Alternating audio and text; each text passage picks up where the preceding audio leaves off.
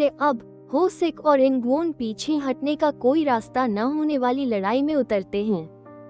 अपने सारे दर्द और गुस्से के साथ हो सिक पहली मुक्का मारकर स्थिति को काबू में करने की कोशिश करता है, लेकिन वो जल्दी ही इंगवोन, जो एक पूर्व गैंगस्टर है, से दबा लिया जाता है और बुरी तरह पिटना शुरू हो जाता है।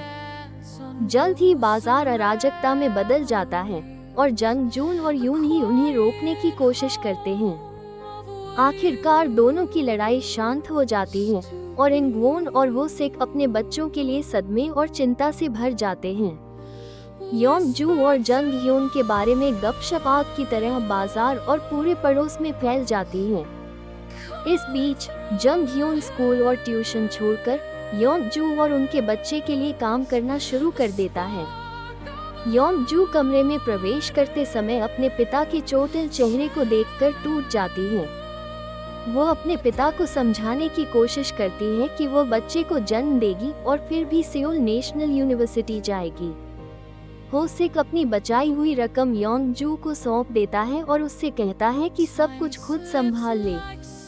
यह वो पैसा था जिसे हो सिक ने योंग जू के लिए कठिनाई से बचाया था, बिना कुछ इस्तेमाल किए या खर्च किए। योंग जू को अपने पिता के पैसे की नहीं, बल्कि उनकी स्वीकृति की जरूरत थी। अंततः वो घर छोड़ गई। योंग जू ने जंग ह्योन को फोन किया और वे फिर से एक मोटेल कमरा किराए पर लेते हैं। जंग ह्योन ने योंग जू के पिता को फोन किया और उनसे उसे घर ले जाने की विनती की क्योंकि वो बहुत बीमार लग रही थी। जब हो सिक जंग ह्योन को मारने ही वाला था, इंगवोन प्रकट हुआ और गुस्से से चिल्लाया कि अगर उसने उसके बेटे को छुआ तो वो उसे मार डालेगा। दिल टूटा हुआ हो सिक धीरे धीरे कमरे में वापस लौट गया।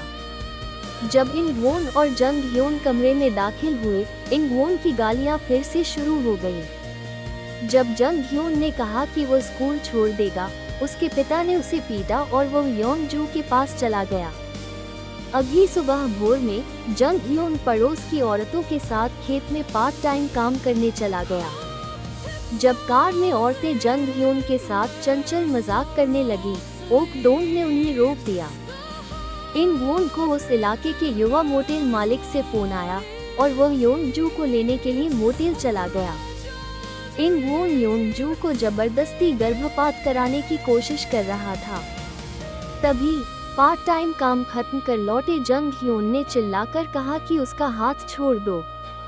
इंगवोन ने फिर से हिंसा करने की कोशिश की, लेकिन जंग ह्योन दौड़कर आया और उसे धक्का देकर दूर कर दिया।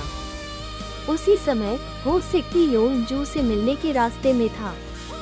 जंग ह्योन के फोन पर योंग जू की तबीयत खराब होने की बात सुनने के तुरंत बाद हो सिक वहां पहुंचा और यह सब देख लिया। जंग ह्योन योंग जू को लेकर चला गया और गुस्से में हो सिक ने जमीन पर गिरे इंगवोन पर फिर से मुक्के बरसाए। दोनों की निर्मम लड़ाई फिर शुरू हुई और तब खत्म हुई जब हो सिक ने इंगवोन का कान काट लिया। दोनों को पुलिस स्टेशन ले जाया गया और इंगवोन ने हो सिक से सवाल किया, बचपन से मैं तुम्हारा ख्याल रखता आया हूँ और तुम्हारी जगह मार भी खाई, फिर तुम मुझसे नफरत क्यों करते हो? इंगवोन ने हो सिक से कहा। फिर हो सिक ने उस दिन की बात छेड़ी जब वह अपनी बेटी को लेकर इंगवोन से पैसे उधार मांगने गया था। हो सिक ने बताया कि वो छोटी योंग जू को गोद में लेकर और खाली पतीला हाथ में लिए मदद मांगने गया था, लेकिन इंगवोन ने उसका अपमान किया और कहा कि वो अपनी बेटी को भीख मांगने के लिए इस्तेमाल कर रहा है। हो सिक ने कहा कि उसी दिन से उसने इंगवोन से नफरत करना शुरू कर दिया क्योंकि उसे गहरा अपमान महसूस हुआ और यह सुनकर इंगवोन चुप हो गया और गहरे विचारों में डूब गया। जंग जून और योंग ओक अपने भविष्य को लेकर अलग अलग विचारों की वजह से रिश्ते में तनाव का सामना कर रहे हैं। हालांकि जंग जून के आसपास के लोग योंग ओक के अतीत की वजह से इस रिश्ते का विरोध कर रहे हैं, लेकिन उसका दिल पहले से ही उसी के साथ है। उस दिन योंग ओक ने जंग जून को फोन किया और 2 दिन 1 रात की यात्रा का प्रस्ताव रखा। जंग जून ने तुरंत जवाब नहीं दिया और गहरी सोच में डूब गया और रात शांति से बीत गई। पुलिस स्टेशन से निकलने के बाद इंगवोन और हो सिक घर चले गए, जबकि कहीं जाने की जगह न होने के कारण जंग ह्योन और योंग जू ने दादी ओक डोंग और चुनही के घर जाकर एक रात रुकने की विनती की। दोनों दादियां गर्मजोशी से मुस्कुराते हुए योंग जू और जंग ह्योन को देखती हैं और स्नेहपूर्वक उनका हौसला बढ़ाती हैं। इंगवोन, जो जंग ह्योन की वजह से टूट चुका था, घर से बाहर निकला लेकिन अंततः गिरकर जमीन पर बेहोश हो गया। हो सिक ने वह आवाज सुनी और इंगवोन को अस्पताल ले गया और वहां उसने बताया कि एक बार यूनी को भी अस्पताल ले जाना पड़ा था। डॉक्टर ने इंगवोन से कहा कि उसकी डायबिटीज बहुत गंभीर है और तुरंत इलाज की जरूरत है, लेकिन इंगवोन ने मना कर दिया और कहा कि उसे कल काम करना है और वापस अपनी दुकान चला गया। उस समय हो सिक ने योंग जू के स्कूल शिक्षक से बात की और बाहर निकल आया। योंग जू उसके पीछे गई और पूछा कि वो सहमति क्यों नहीं देता। योंग जू ने कहा कि उसे अपने पिताजी सबसे ज्यादा प्रिय हैं, वो उसके जीवन की सबसे बड़ी चीज हैं और उसने उन्हें अकेला और दुखी करने के लिए माफी मांगी और अंत में वह रो पड़ी।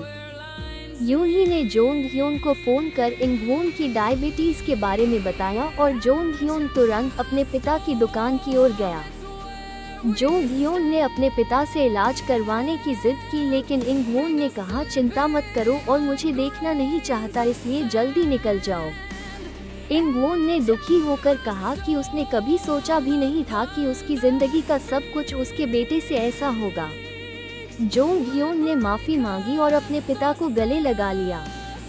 दोनों बस लगातार रोते रहे और बारिश में पूरी तरह भीगा हो सिक उन्हें देखता रहा और उसकी आंखों से भी आंसू बह निकले।